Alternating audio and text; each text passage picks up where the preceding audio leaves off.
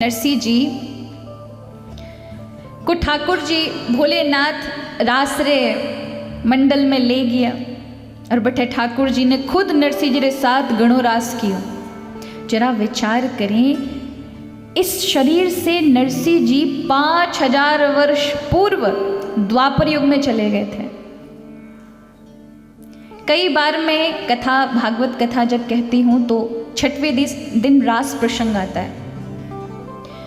तो कई बार मैंने कहा है रास का अर्थ नृत्य नहीं है, वो अलग विषय है कि भक्तों को आनंद देने के लिए आप भगवान समक्ष गोपिकाओं के नाचते हैं, लेकिन बाहरी नृत्य करने का नाम रास नहीं, अपितु रास अंदर होता है। वो दिव्यता जब प्रभु आपके हृदय में प्रवेश करते हैं और व्यक्ति अपने आनंद में, अपने निज आनंद जो वो स्वयं है, वो आत्म आनंद की जब अनुभूति करता है। अभी तो हमें बहुत लोगों की आवश्यकता पड़ती है, 10 लोग नहीं बैठेंगे, हमसे बात नहीं करेंगे। कई लोग होते हैं ना जिनको लगता है अरे प्रतिष्ठा पैसा है तो क्या है, 10 लोगों में हमारी पूछ नहीं है, कोई हमसे अच्छे से इज्जत से बात नहीं करता, सम्मान से बात नहीं करता, क्या है जीवन। उन्हें 10 लोगों की भी ज़रूरत है और भूल जाते हैं कि जब मरेंगे तब अकेले ही जाना पड़ेगा। कोई जाता है क्या? एक ही मित्र हो, 2 मित्र हो और एक ही साथ पढ़े लिखे हों, एक ही मोहल्ले में रहे हों, एक ही साथ भोजन किया हो, अपितु ब्याह भी एक ही तारीख में कर लिया हो, दोनों घूमने के लिए भी एक ही दिन गए हों, बच्चे भी उनके पैदा हुए हों और एक ही स्कूल में गए हों, लेकिन जब मृत्यु आए तो दूसरा दोस्त उसके साथ नहीं जा सकता, जाना चाहे तो भी नहीं जा सकता, क्योंकि आप अकेले आए हैं, अकेले ही जाना है। और यदि हमने अपने आप को नहीं पहचाना, हम कौन हैं, अगर आप एकांत में, आपको एकांत काटता है, आपको लगता है कि 2-3 लोग होने चाहिए गप्पे लड़ाने के लिए, समझ लिए अभी आप दुविधा में ही फंसे हो, अभी अध्यात्म में नहीं बढ़े। अपितु एकांत में आते ही आपको आनंद की अनुभूति हो, जिसको अपने साथ बैठने में भी ऐसा लगे कि फ़ोन देख लो, टीवी चला लो, फलाने से बात कर लो, पड़ोसी के पास चले जाओ, तो समझिए कि आप बड़े संसार में बड़े बोरिंग पर्सन हैं। ऐसे इंसान हैं जो अपने आप से बोरियत हो गए हैं, अपने आप को पहचाने।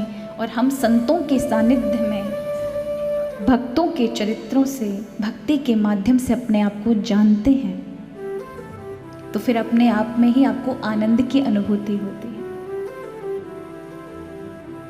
इसलिए कहा भैया, ध्यान में और पूजा में क्या फर्क है। तो बड़ा सुंदर संतों का उपदेश है कि भैया जब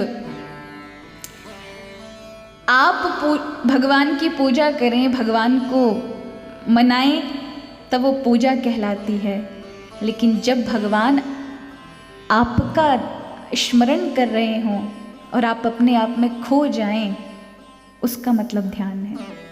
जब आप अपने आप को भुला दें और हरि के स्मरण में खो जाएं, तब वो ध्यान उपस्थित हो जाता है, जहाँ कुछ शेष नहीं, सिर्फ हरि ही हैं।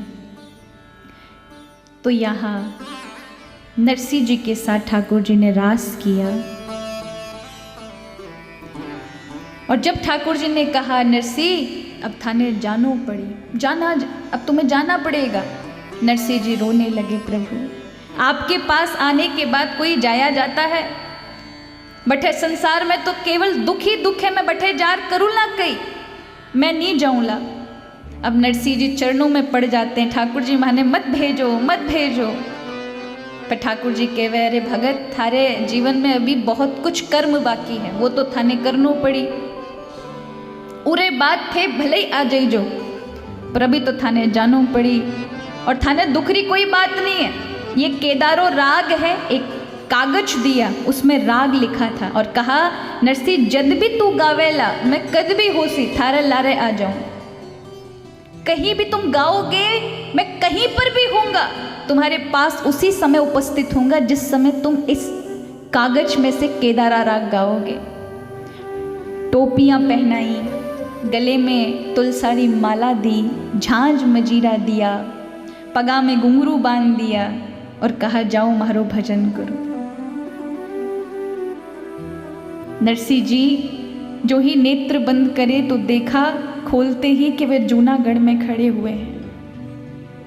अब तो रोने लगे कि प्रभु से ऐसा समझिए कोई 12 वर्ष तक बहुत सारा धन कमा कर लेकर आए, खुश होकर कि अब मेरे घर में वापस जा रहा हूँ, परदेश से मैंने धन कमाया है, इतनी मेहनत करके रात दिन उसने धन कमाया और अपने घर लौट रहा था 12 वर्ष बाद कि धनपति हो जाऊंगा, रिश्तेदारों को सबको जिनको आवश्यकता पड़ेगी उनके काम आऊंगा। लेकिन अचानक आधे रास्ते में कोई उसका सारा धन लूट ले तो उसकी क्या स्थिति होगी।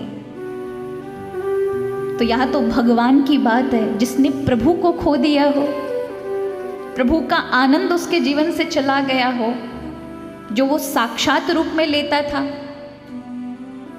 अब ये तो सही है कि भक्त के लिए भगवान कहीं दूर नहीं होते, पर जो वो आंखों से देखकर आया प्रभु को, जिसने स्पर्श सुख लिया प्रभु की लीलाओं को, जिसने साक्षात में देखा हो, उसका अब भगवान की वो लीलाएं ना दिखें, उसका कैसा, किस प्रकार का उसका भाव, वो कैसे अपने प्राणों को रखेगा।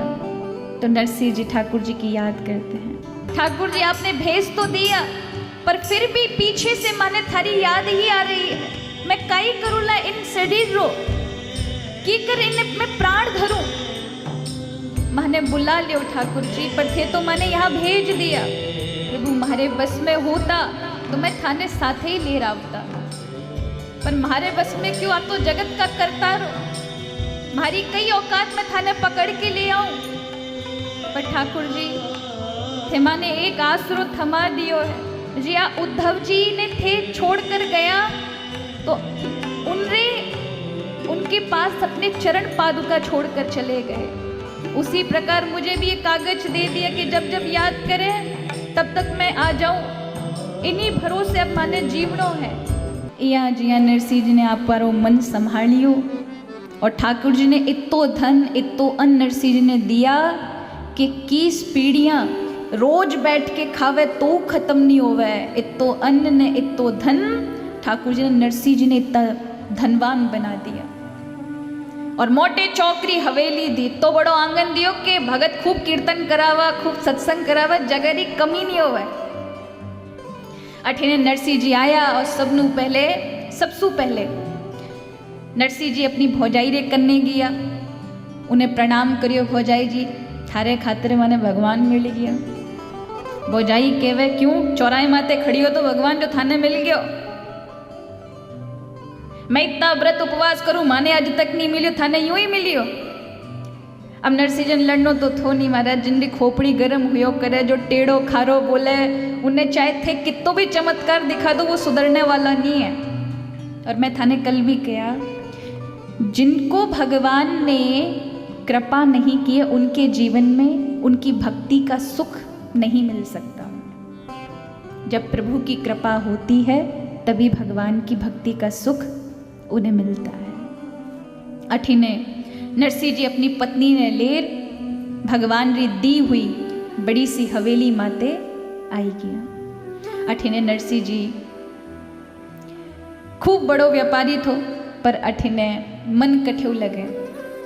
जिन्हें भगवान रो रंग चढ़ गयो हो महाराज, उन रे ऊपर दुनिया रो रंग फिर दोबारा नहीं चढ़ो करे। अब नरसिंह जी भगवान के हो चुके थे। अभी तो भगवान ने बहुत सारी संपत्ति नरसिंह जी को दी, लेकिन नरसिंह जी का मन अब संपत्ति में नहीं था।